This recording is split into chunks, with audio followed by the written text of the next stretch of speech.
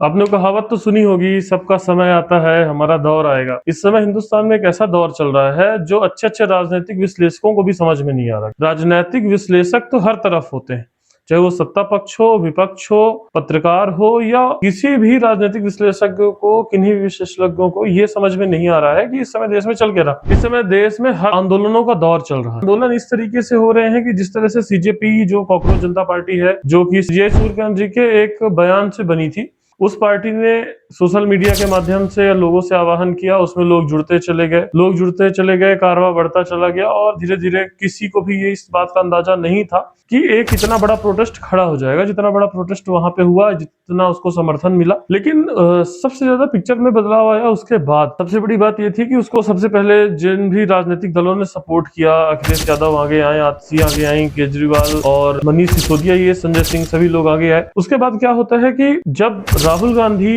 प्रधानमंत्री आवास का घेराव करते हैं, कि आवास के घेराव के बाद जो आम आदमी पार्टी के जो नेता थे, चाहे वो संजय सिंह हो, चाहे वो आतिशी हो, इन लोगों ने राहुल गांधी को भारतीय जनता पार्टी की बी टीम बताया। जबकि राहुल गांधी काम वही कर रहे थे जो ये कर रहे थे। राहुल गांधी भी सरकार को घेर रहे थे, लेकिन इन लोगों को ऐसा लगा कि अब हमारी जो थाली थी, हमारे पास जो आने वाला था, वो हमसे छिन गया है, हमसे छीना जा रहा है और इस मुद्दे को राहुल गांधी हाईजैक कर लेंगे। कई अखबारों ने भी ऐसा लिखा कि राहुल गांधी ने सीजेपी प्रोटेस्ट को किया हाईजैक। जो इंडियन एक्सप्रेस था उसने लिखा एलओपी ने प्रोटेस्ट को बड़ा किया। हर तरफ अलग अलग तरह की चर्चाएं हैं, लेकिन सबसे बड़ा चर्चा का विषय यह है कि इस समय देश में छात्र नाराज हैं, शिक्षक नाराज हैं, हिंदू नाराज है, मुसलमान नाराज है, सिख नाराज है, ईसाई नाराज है, आदिवासी नाराज है, सवर्ण नाराज है, ओबीसी नाराज है, एससी भी नाराज है, एसटी भी नाराज है, महिलाएं भी नाराज है, पुरुष भी नाराज। तो सबसे बड़ी बात यह है कि इस समय देश में खुश कौन है? और अगर खुश नहीं है, कोई भी वर्ग खुश नहीं है जो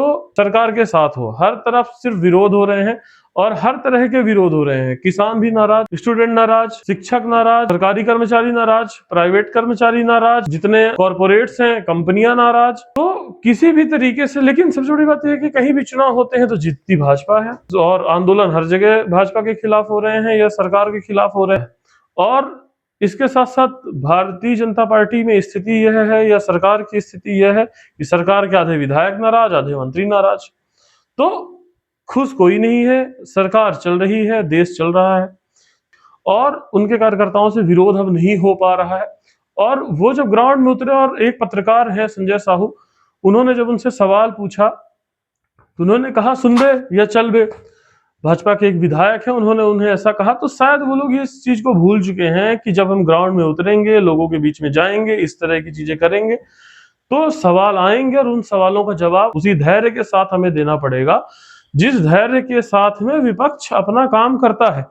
आप अपना धैर्य 10 मिनट नहीं रख पा रहे हैं, विपक्ष अगर काम कर रहा है तो लगभग 20-22 सालों से अगर विपक्ष बैठा हुआ है मध्य प्रदेश में, तो वो धैर्य से काम कर रहा है, या 15 साल से विपक्ष बैठा हुआ है केंद्र में, तो वो भी धैर्य से काम कर रहा है। इस तरह की भाषाओं का उपयोग तो सामान्यतः नहीं होता है। दूसरी बात कि जब हर वर्ग नाराज है, हर कोई नाराज है, जैसा मैंने पहले भी कहा कि शिक्षक नाराज है, छात्र नाराज है, हिंदू नाराज है, मुस्लिम नाराज है, सवर्ण नाराज है, दलित नाराज है, आदिवासी नाराज है और पिछड़ा वर्ग भी नाराज, कॉर्पोरेट एम्प्लॉय नाराज है, सरकारी कर्मचारी भी नाराज है, हर कोई नाराज है। तो यह आत्मचिंतन का विषय है